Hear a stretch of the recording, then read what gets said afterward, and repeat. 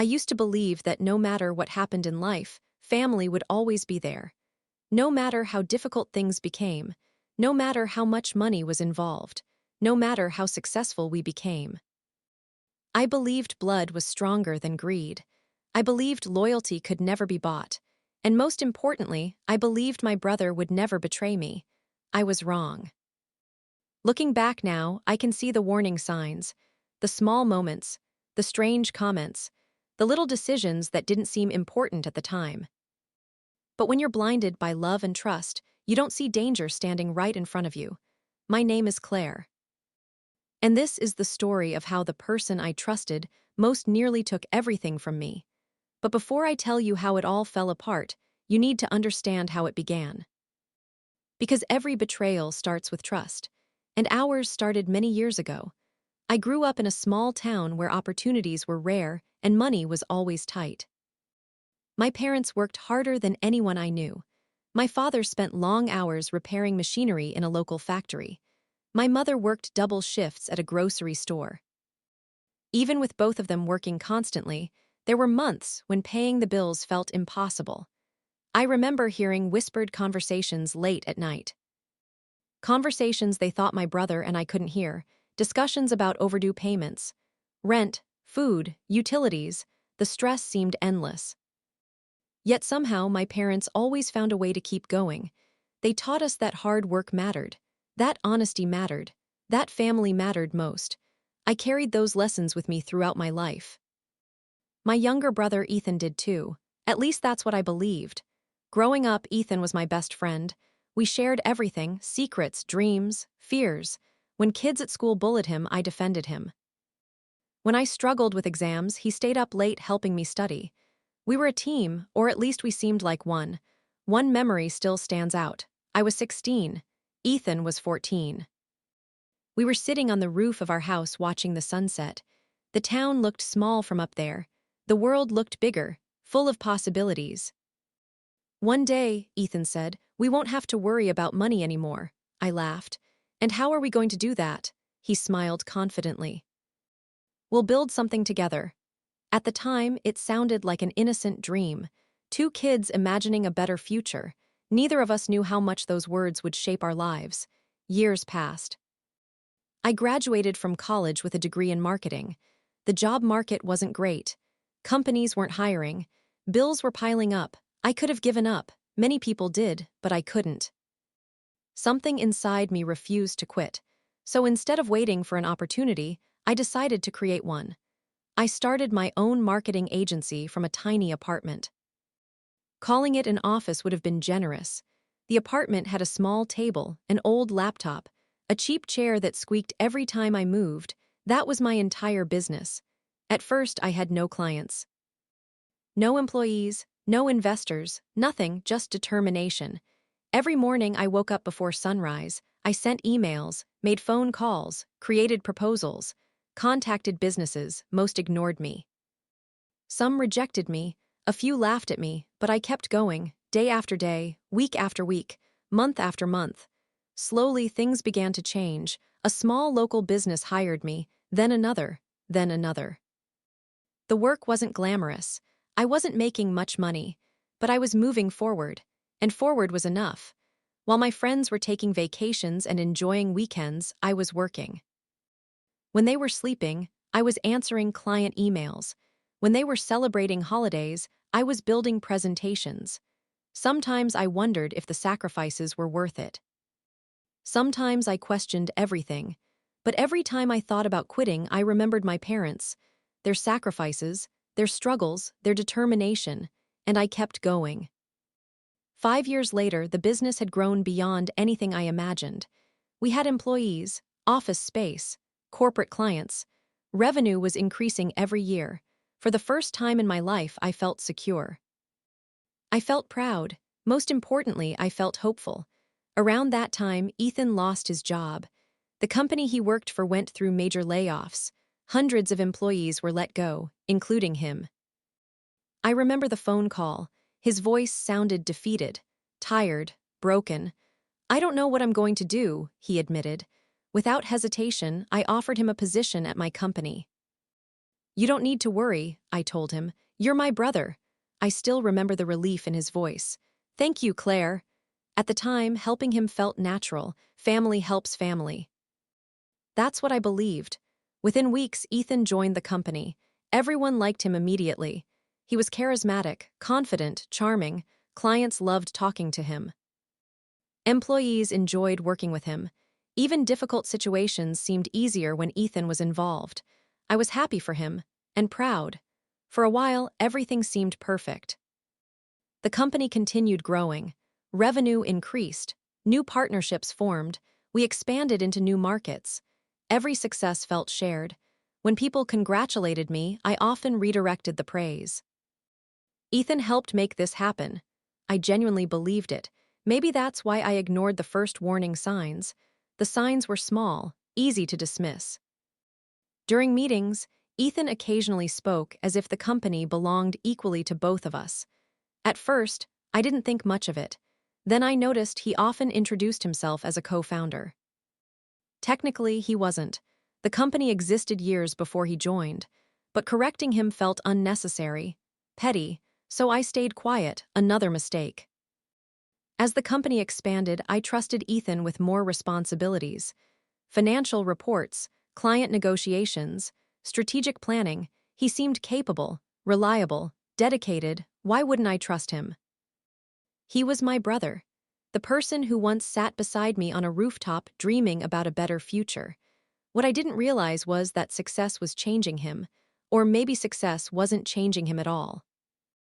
Maybe it was simply revealing who he had always been. The first real concern came during a board meeting. One of our advisors mentioned a financial decision I knew nothing about. I assumed there had been a misunderstanding. After the meeting, I approached Ethan. Did we approve that proposal? He hesitated briefly, then smiled. I forgot to mention it. Something about his response felt strange, but again, I ignored it. I wanted to trust him, so I did. Months turned into years. The company became more successful than ever. Our client list grew. Industry publications featured our work. People began recognizing our brand. From the outside, everything looked perfect, but beneath the surface, cracks were forming. And I couldn't see them. Not yet. One evening, after a long day at work, I stayed late reviewing company records. Most employees had already gone home. The office was quiet. The city lights glowed through the windows. I was preparing for an upcoming investor meeting when something unusual caught my attention. A transaction, nothing enormous, but unusual enough to make me pause. The payment had been approved through a department that normally required my authorization, yet I had no memory of approving it. I checked again, then again. Maybe I had forgotten. I was busy, mistakes happen. Still, the feeling lingered, a small sense of unease, the kind of feeling you can't explain, the kind you try to ignore. The next morning, I asked Ethan about it. His answer came quickly, almost too quickly. Administrative error, he said. It was already fixed. I nodded, but something didn't feel right. For the first time in years, doubt entered my mind. Tiny, almost invisible, but it was there, and once doubt appears, it rarely disappears.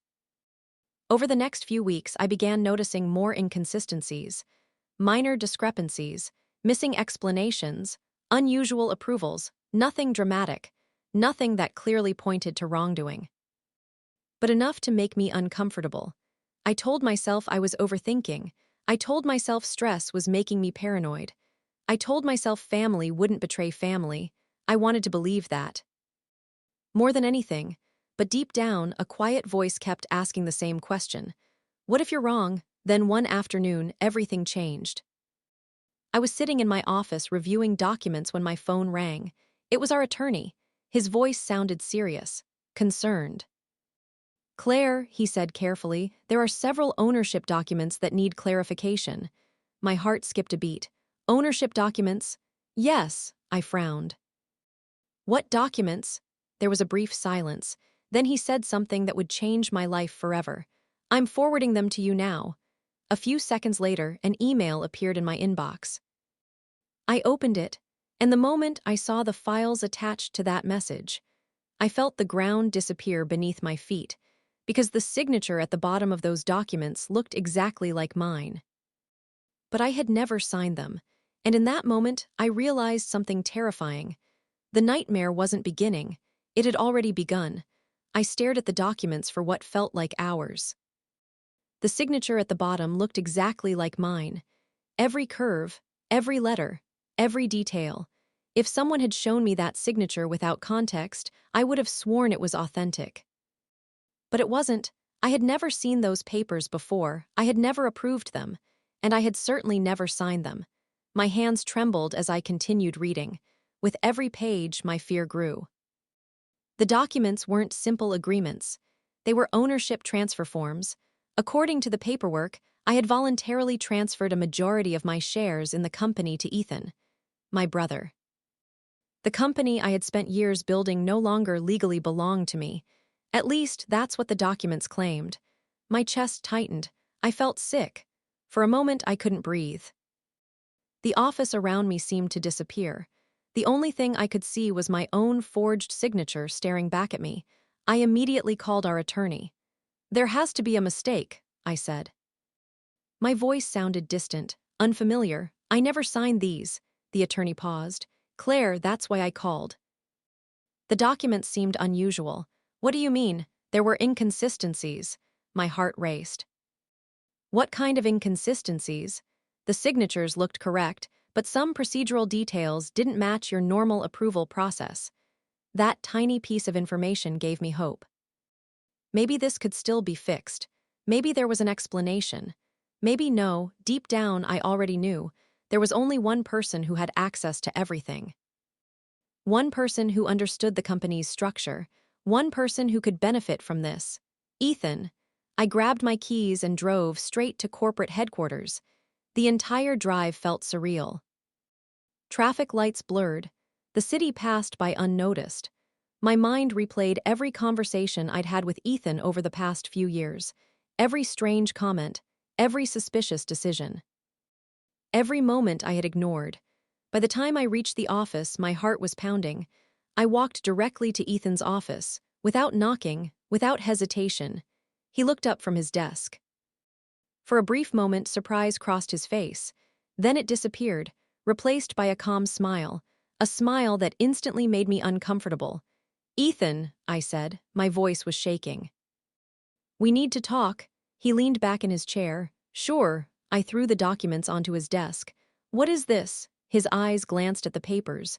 For a second, I thought I saw panic. But it vanished quickly, too quickly. Then he sighed, as if I were inconveniencing him, as if I were the problem. "What exactly are you asking?" I couldn't believe what I was hearing. "Don't do that." His expression remained calm. "Do what?" I pointed at the signatures. "These." Silence. The room suddenly felt smaller. He looked at the documents, then at me. Then back at the documents. And finally, something changed in his face. The mask slipped, just for a moment. I saw something cold, something unfamiliar, something that terrified me. Then he smiled. A smile I had never seen before. "You finally found them." The words hit me like a punch. I stared at him, unable to speak, unable to think, unable to process what I was hearing. "What?" His smile widened. "You heard me." My stomach dropped. Every instinct inside me screamed that something was terribly wrong. "Ethan," my voice cracked. "Tell me this isn't real." For the first time, he looked directly into my eyes, and he didn't deny it. Not once. Instead, he folded his hands calmly. "You know what's funny?" I couldn't believe what I was hearing. He continued. "You always thought this company belonged to you." The room went silent. I felt my heart breaking, piece by piece. "What are you talking about?" His voice became harder, stronger, more arrogant. "You built the foundation, fine." I stared at him. "But I turned it into what it is today." I couldn't believe those words were coming from my brother. The same brother I had rescued when he lost everything. The same brother I had trusted. The same brother I had defended my entire life. "Ethan, I gave you a job." He laughed, a cold laugh, one that sent chills through my body. "You gave me an opportunity." He leaned forward. "And I took it." For the first time, I realized I wasn't speaking to the brother I grew up with. I was speaking to someone else entirely. someone I didn't recognize. Someone who saw me as an obstacle, not family, not a partner, an obstacle. I felt tears building behind my eyes, not because of the company, because of the betrayal. The realization that the person I trusted most had been lying to me for years. Why? The question escaped before I could stop it. His answer shattered me. Because you were weak. I froze. You trusted everyone. His voice remained calm. You believed loyalty mattered. I couldn't move. You believed family came before business. He shook his head. That's why you'll never be truly successful. The cruelty in those words was overwhelming. I turned away, unable to look at him. Unable to understand how the boy I once protected had become this man. When I finally looked back, my voice was different, stronger, colder. I'm calling the police. He laughed again. Then he opened a drawer and pulled out additional documents. More signatures, more approvals, more paperwork. Everything appeared legitimate. Everything appeared legal. Everything had been carefully planned. Years of preparation, years of manipulation, years of deception. He slid the documents across the desk. Go ahead. My heart sank. The paperwork is complete. For the first time, I understood the scale of what had happened. This wasn't impulsive. This wasn't emotional. This wasn't a mistake. It was a strategy. A long-term strategy, and I had walked directly into it. The following weeks became a nightmare. Board meetings suddenly felt hostile. Executives stopped sharing information. People avoided eye contact. Conversations ended when I entered rooms. At first, I thought I was imagining it. Then reality became impossible to ignore. People were choosing sides. And most weren't choosing mine. The deeper I looked, the worse things became. Several board members already believed Ethan was the true leader of the company. He had spent years building relationships behind the scenes, years convincing people that he was responsible for the company's success. And somehow, many believed him. One executive I had worked with for nearly a decade pulled me aside after a meeting. His words still haunt me. Claire, maybe it's time to step back. I looked at him in disbelief. Step back, he nodded carefully. Ethan has strong support. Support. The word made me sick. This wasn't support, it was betrayal. The company I had built was slowly slipping away. And nobody seemed willing to stop it. Then things became even worse. My access to certain financial systems was restricted. Key decisions were made without me. Important meetings happened without invitations. It was happening gradually, strategically, like someone was erasing me from my own company. And the most painful part, Ethan wasn't hiding anymore. He walked through the office with complete confidence, as if he had already won, as if I no longer mattered. Every day felt heavier than the last. Every night felt longer. I stopped sleeping. Stopped eating properly. Stopped recognizing the person staring back at me in the mirror. The stress consumed me. The heartbreak consumed me. The betrayal consumed me. And yet, something didn't make sense. Despite all the paperwork, despite all the signatures, despite all the support Ethan seemed to have, something felt wrong. The story was too perfect, too clean, too organized, almost as if someone had spent years making sure nobody would ever question it. And that realization led me to a terrifying possibility. What if the forged signatures weren't the only thing he had hidden? What if this was only the surface? What if there was something much bigger underneath? I didn't know it yet. But the answer to that question was about to change everything.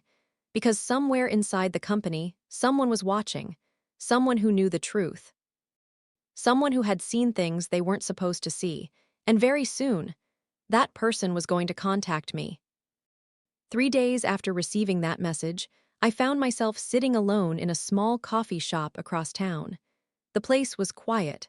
The kind of place where nobody paid attention to anyone else. Exactly the kind of place someone would choose if they were afraid of being seen. I checked my phone again. The message was still there. Claire, there's something you need to see. Ethan isn't who people think he is. No name, no details, just a time and location. For a moment, I wondered if it was a trap. At that point, I trusted almost no one. But something inside me told me to go, so I did. A few minutes later, a woman walked through the door. The moment I recognized her, I felt surprised. Her name was Rachel. She had worked for the company for nearly 4 years before leaving unexpectedly 6 months earlier. At the time, I thought she had simply found another opportunity. Now, I wasn't so sure. Rachel sat across from me. She looked nervous. She kept glancing toward the windows, toward the entrance, toward anyone who walked by. "Thank you for coming," she said quietly. I nodded. "You said you had something important to show me." Rachel took a deep breath. Then she opened a folder. What she pulled out next changed everything. Bank statements, internal emails, transaction reports, documents I had never seen before. I stared at them, confused, then concerned, then terrified. "What am I looking at?" Rachel swallowed. Proof of what?" Her answer came immediately. "That the ownership documents aren't the biggest problem." My stomach tightened. "What do you mean?" She pushed another document toward me. I looked down, then back at her, then down again. The numbers didn't make sense, at least not at first. Several large payments had been transferred from company accounts into businesses I had never heard of. The transactions totaled hundreds of thousands of dollars, eventually millions. "Who owns these companies?" Rachel looked directly into my eyes. "Ethan." The room suddenly felt cold. I stared at her, unable to speak, unable to process what I was hearing. "What?" She nodded slowly. "He created them using different names." I felt my heart racing. "That's impossible." Rachel shook her head. "No, it's not." Then she showed me more transactions.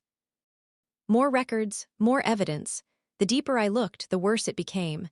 Money had been quietly moving for years, small amounts at first, amounts nobody would question. Amounts unlikely to trigger alarms, then gradually larger amounts, larger risks, larger thefts. It was a pattern, a carefully designed pattern. One that had gone unnoticed because everyone trusted Ethan, including me, especially me. I leaned back in my chair. The weight of the realization was crushing. This wasn't just betrayal anymore. This was fraud, calculated, deliberate, years of fraud. And suddenly, the forged signatures looked like only one piece of a much larger puzzle. Rachel lowered her voice. "There's more." Those two words terrified me. More? How could there be more? She opened another folder. Inside were printed emails, dozens of them, private conversations. Messages exchanged between Ethan and several executives. As I read them, my stomach turned. For years, Ethan had been quietly building alliances inside the company, convincing people that he was responsible for major successes, taking credit for decisions I made, presenting himself as the visionary leader. Meanwhile, I was working, trusting, believing. I suddenly understood why so many people had chosen his side, because he had spent years rewriting history, and I never noticed. One email stood out more than the others. I still remember the exact sentence. "Eventually, Claire won't be necessary." I stared at the words, reading them again, and again, and again. My own brother had written that years earlier. Long before I discovered the forged documents, long before the lawsuit, long before the betrayal became visible. The truth was devastating. He hadn't betrayed me in a moment of weakness. He had planned it for years. The realization broke something inside me. For days after meeting Rachel, I barely left my apartment. I felt exhausted, emotionally drained, completely shattered. Every memory of Ethan felt different now. Every conversation, every celebration, every success. I kept asking myself the same question. When did I lose my brother? Was it when he joined the company? When the money arrived? When the power arrived? Or had he always been this person? Had I simply refused to see it? The questions never stopped.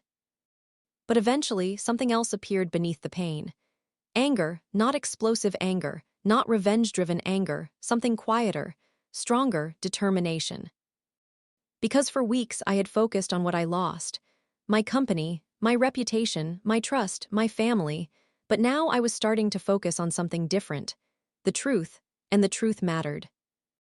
The more I thought about it, the clearer things became. If Ethan had hidden millions of dollars, if he had forged documents, if he had manipulated executives, then there had to be evidence. Real evidence, not suspicions, not assumptions, evidence. That realization changed everything.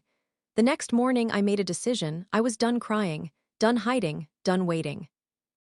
If Ethan had spent years building his empire, I would spend whatever time was necessary exposing it. I contacted one of the best forensic accounting firms in the state. Then I hired corporate investigators, then attorneys specializing in financial fraud. The costs were enormous, more than I wanted to spend, but I knew the truth would be expensive. And I was willing to pay for it. Over the next several months, my team worked tirelessly. Bank records were analyzed, transactions were traced, emails were reviewed, corporate structures were mapped. Every lead was investigated, every clue was followed, and little by little the picture became clearer. Worse, but clearer. The shell companies were real, the hidden accounts were real. The financial manipulation was real, and perhaps most importantly, the evidence trail was growing. Meanwhile, Ethan seemed untouchable. From the outside, his life looked perfect. Business magazines featured him. Industry events celebrated him. Investors praised him. The media called him a visionary entrepreneur. Every time I saw another article praising him, I felt sick. Because I knew the truth. I knew the man behind the headlines, and I knew the damage he had caused. Still, I remained patient, because lies can survive for a while. But they require constant protection. Truth doesn't. Truth simply waits. And eventually, truth wins. About 8 months into the investigation, I received another call. This time it came from one of our investigators. His voice sounded excited. "Claire, I think we found something." My heart started pounding. "What is it?" There was a brief pause, then he answered. "A former executive assistant." I frowned. "What about her?" "She kept copies." The words seemed simple, but the impact was enormous. Copies of everything: emails, drafts, internal files. Documents that were never supposed to survive. Documents Ethan believed had disappeared years ago. The next day, I met her. Her name was Melissa, and she looked terrified. She carried a small storage box. Nothing about it appeared significant, but inside that box was the beginning of Ethan's downfall.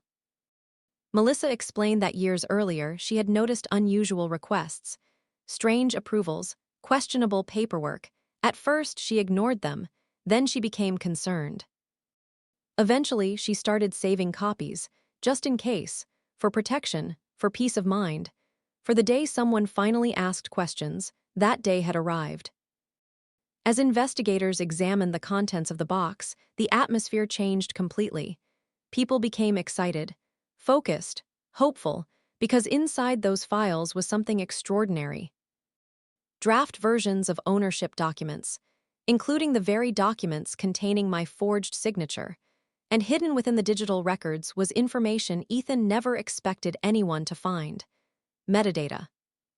Creation dates, edit histories, user activity logs, a complete digital fingerprint, one that pointed directly to him. For the first time since this nightmare began, I allowed myself to believe something. Maybe he hadn't won. Maybe he never would. Maybe the empire he built wasn't as strong as it appeared. Because underneath the luxury, underneath the confidence, underneath the headlines, underneath the lies, the foundation was beginning to crack, and very soon, the entire world was going to see it. The moment that file appeared on the screen, the room went silent. Nobody spoke. Nobody moved. For months, we had been chasing fragments of the truth, pieces of a puzzle. Small clues scattered across years of deception. But now, for the first time, we weren't looking at suspicion. We were looking at proof. The file clearly showed that Ethan had personally reviewed and approved drafts of the ownership transfer documents before they were finalized. The same documents that carried my forged signature. The same documents he later claimed were completely legitimate. I remember staring at the screen as my attorney slowly leaned back in his chair. For the first time since this nightmare began, he smiled. Not because we had won, not yet, but because we finally had a chance, a real chance. "He's in trouble," my attorney said quietly. The words should have made me happy. Instead, they made me sad, because this wasn't some stranger. This wasn't a competitor. This wasn't an enemy. This was my brother. The boy who once sat beside me on a rooftop, dreaming about the future. The boy I trusted more than anyone, and now I was preparing to expose him in court. I wish I could say that realization didn't hurt, but it did, more than anyone could imagine. Still, there was no turning back. Too many lives had been affected, too many lies had been told. Too much damage had been done. The truth deserved to be seen. No matter how painful it was, over the following weeks our investigation intensified. The forensic accountants worked day and night. Every financial transaction was analyzed, every account was traced, every document was verified, and with every new discovery, Ethan's situation became worse, much worse. The investigators uncovered multiple shell companies connected to people who had no real involvement in the businesses. Some were former acquaintances, some were distant associates. A few appeared to have no idea their names had even been used. Money moved through these companies in complex patterns, layer after layer, transfer after transfer. Designed to make the trail difficult to follow, but not impossible, because every transaction leaves a footprint, and Ethan had left thousands. I spent countless hours reviewing evidence. At times it felt overwhelming. Boxes of documents filled conference rooms, spreadsheets covered entire computer screens, timelines stretched across walls. The deeper we looked, the more sophisticated the scheme appeared. And yet, despite all the complexity, one thing became clear. Ethan had made a mistake. Actually, several mistakes. The biggest one. Arrogance. He believed nobody would ever question him, nobody would ever investigate, nobody would ever connect the dots. That confidence had made him careless. And now those mistakes were becoming evidence. Meanwhile, Ethan seemed completely unaware of what was happening behind the scenes, or perhaps he knew and believed he could escape it. Either way, he continued expanding his empire. New business ventures appeared every few months. He purchased luxury properties, expensive vehicles, exclusive memberships. His social media was filled with success. Private events, business conferences, award ceremonies. To the outside world, he looked unstoppable, a self-made entrepreneur at the peak of his career. Sometimes I would see photographs of him smiling on magazine covers, and I would wonder how someone could live so comfortably while carrying so many secrets. Then I remembered something important. People who build their lives on lies often become trapped by them, because maintaining a lie requires constant effort. Truth doesn't. Truth simply exists, and sooner or later it catches up.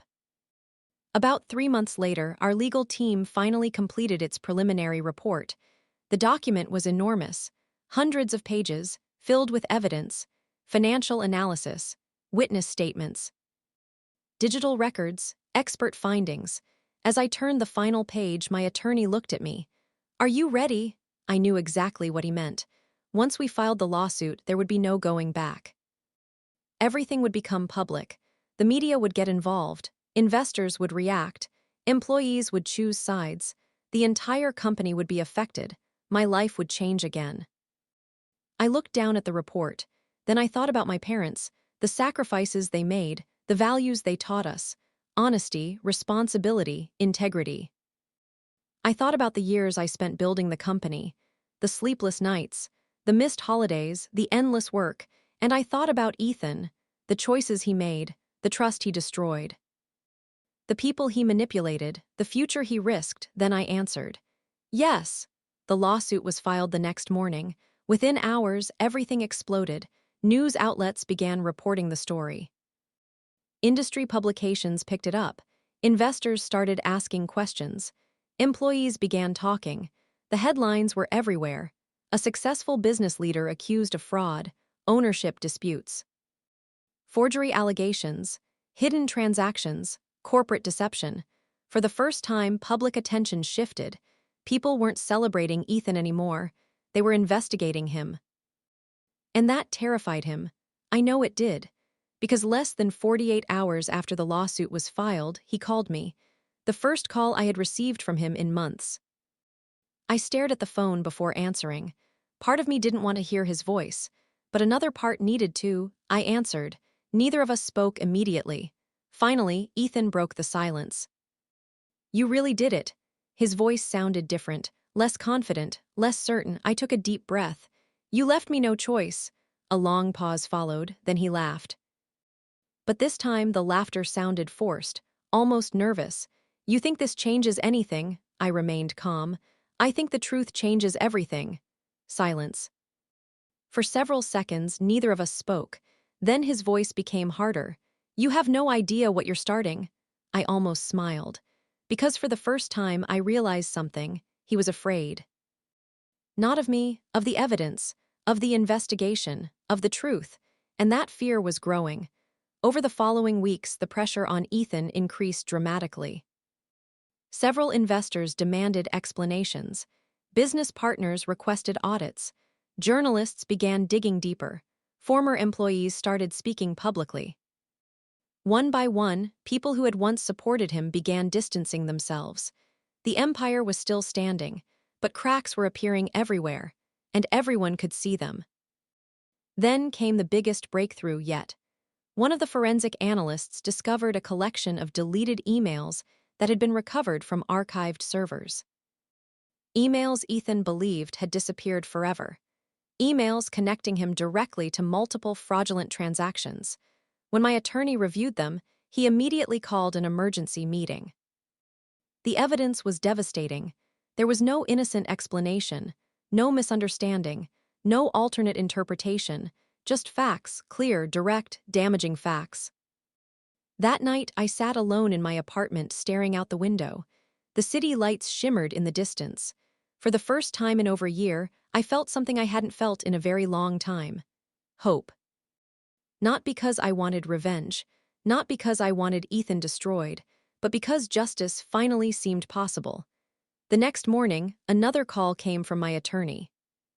His voice carried a level of excitement I had never heard before. "Claire," he said, "we're ready." My heart started racing. Ready for what? The court hearing. I closed my eyes. After everything, the betrayal, the investigations, the sleepless nights, the evidence, the waiting, the moment had finally arrived. The hearing was scheduled for the following week. And according to our legal team, Ethan now knew exactly how much evidence we had. For the first time since this nightmare began, he wasn't acting confident anymore. He wasn't smiling for reporters. He wasn't posting about success. He wasn't making public appearances. Instead, according to several sources, he was spending nearly all of his time with attorneys, preparing, worrying, panicking. Because he finally understood something. The walls were closing in, and for the first time in years, he could no longer control the story. The morning of the hearing felt unreal. For months, I had imagined this day. For over a year, I had fought for it, and now it was finally here. As I stood outside the courthouse, I looked up at the massive building and took a deep breath. The air felt heavy. My stomach was in knots, not because I was afraid of losing, but because I knew that no matter what happened inside that courtroom, my family would never be the same again. Some wounds heal, others leave scars forever. This one would do both. When I entered the courthouse, reporters were everywhere. Cameras flashed, people whispered. Questions echoed through the hallways. Most of them weren't asking whether Ethan was guilty anymore. They were asking how much damage he had actually caused. That alone told me how far things had come. Months earlier, nobody would have believed these accusations. Now people were waiting to hear the details. The truth was finally catching up to him. As I walked toward the courtroom, I saw Ethan standing near his attorneys. He was dressed perfectly. Expensive suit, polished shoes, confident posture, at least on the surface. But when our eyes met, I noticed something different, something I hadn't seen before. Fear, real fear. For years, Ethan had controlled every situation, every meeting, every negotiation, every conversation. But this wasn't one of those situations. This wasn't a boardroom. This wasn't a private office. This was a courtroom, and facts mattered here. The hearing began shortly afterward. The judge entered. Everyone stood. Then the long process started. At first, Ethan's legal team appeared confident. They argued that the ownership transfers were legitimate. They claimed I was simply unhappy with the company's success under Ethan's leadership. They tried to paint the entire dispute as a family disagreement, a misunderstanding, nothing more. For a brief moment, I felt nervous. Their arguments sounded convincing, polished, prepared, but then our attorneys began presenting evidence, and everything changed. The first documents revealed inconsistencies in the ownership transfers. The second set exposed unusual financial movements. Then came the digital records, the metadata, the timestamps. The edit histories, every piece connected directly to Ethan. I watched his expression carefully. At first he remained calm, then uncomfortable, then concerned. As the evidence continued piling up, that concern slowly became panic. The courtroom could feel it. Everyone could. The most devastating moment came when Melissa testified. The former executive assistant who had saved copies of critical files. She explained everything: the unusual requests, the strange approvals, the documents she had preserved. The evidence she feared would someday be needed. And then she presented it: the original draft files. The files Ethan believed were gone forever, the files that showed his direct involvement. For several seconds, the courtroom was completely silent. Even Ethan's attorneys seemed shaken, because there was no explanation, no excuse, no alternative story, only the truth. One piece after another, one lie after another, one betrayal after another. Eventually, the forensic accountants testified. They explained the shell companies, the hidden transactions, the money trails, the financial manipulation. Charts appeared on large screens, timelines were displayed, connections became impossible to deny. What had once looked like a successful business empire now looked exactly like what it was: a structure built on deception. And the more evidence appeared, the more obvious it became. This wasn't a mistake, it wasn't poor judgment, it wasn't a misunderstanding, it was intentional, years of intentional deception. I glanced toward Ethan. The confident businessman everyone admired was gone. In his place sat a man desperately trying to hold together a collapsing reality. For the first time, I almost felt sorry for him. Almost. Then I remembered the nights I couldn't sleep, the panic attacks, the humiliation, the employees who stopped believing in me, the company I nearly lost, the trust he shattered. And the sympathy disappeared, because every consequence he faced had started with a choice he made, not once, but over and over again. Days later, the court delivered its decision. I will never forget that moment. The judge ruled that the ownership transfer documents were fraudulent. The signatures were invalid. The transfers were reversed. Control of the company was restored to me. For a moment, I couldn't move. I couldn't speak. I couldn't even think. The fight that had consumed so much of my life was finally over. I had my company back, but surprisingly, that wasn't what made me emotional. What made me emotional was knowing that the truth had finally been recognized, that all the lies had failed, that all the manipulation had failed, that all the deception had failed, truth had survived, and in that moment that was enough. But the consequences for Ethan were only beginning. The court ruling triggered a chain reaction. Investors filed lawsuits, regulators launched investigations, business partners terminated contracts, banks reviewed financial relationships. Auditors began examining years of records. The empire Ethan had built started falling apart faster than anyone expected. One company collapsed, then another, then another. Partnerships disappeared. Revenue vanished, opportunities evaporated. The people who once praised him suddenly distanced themselves. Phone calls stopped, invitations stopped, support stopped. The same people who once celebrated him now acted as if they barely knew him. It was painful to watch, not because he didn't deserve consequences, but because he was still my brother. Despite everything, despite the lies, despite the betrayal, despite the destruction, part of me still remembered the boy who sat beside me on that rooftop years ago. The boy who dreamed about building something meaningful. The boy who hadn't yet allowed greed to consume him. Several months later, I saw Ethan one final time. The meeting wasn't planned. It happened by chance.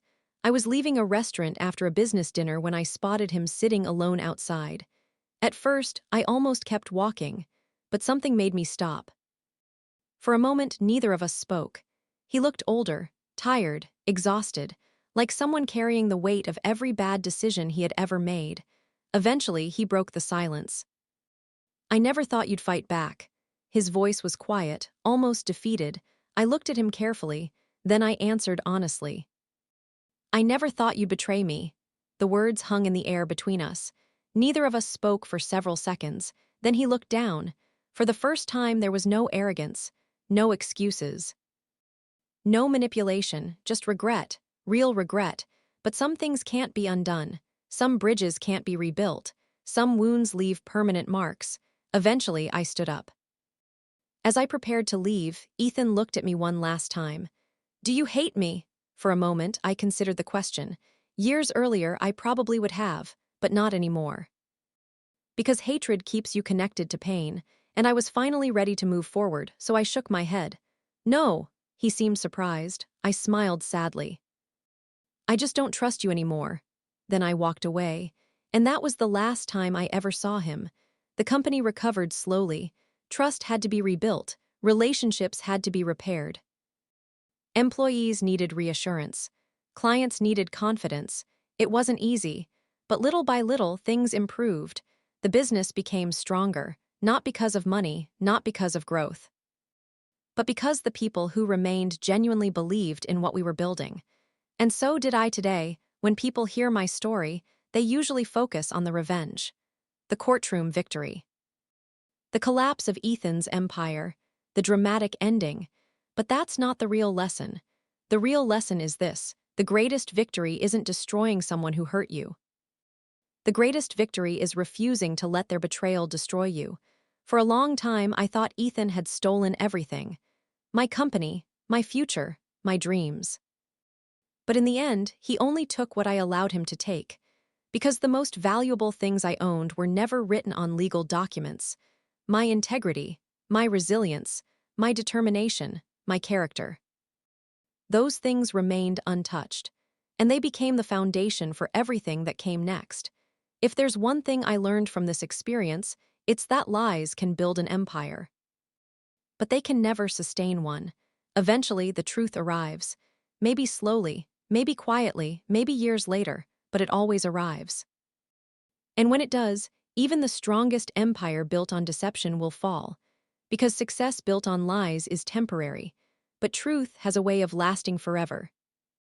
And in the end, truth was the one thing my brother could never steal from me.